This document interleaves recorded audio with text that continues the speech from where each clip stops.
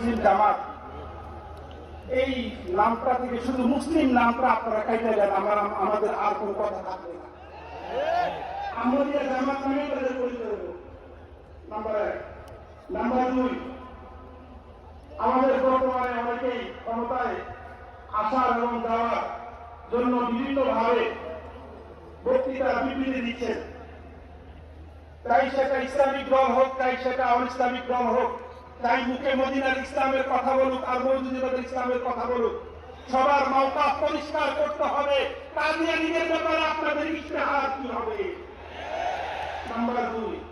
number 3, দেশে গণভোট চলতেছে, সেই জন্য আমি আজকের এই খতমে নবুয়ত সম্মেলনের পক্ষ থেকে আমি 95% মুসলমানের দেশে কাদিয়ানীদেরকে অমুসলিম ঘোষণার জন্য আরেকটি গণভোটের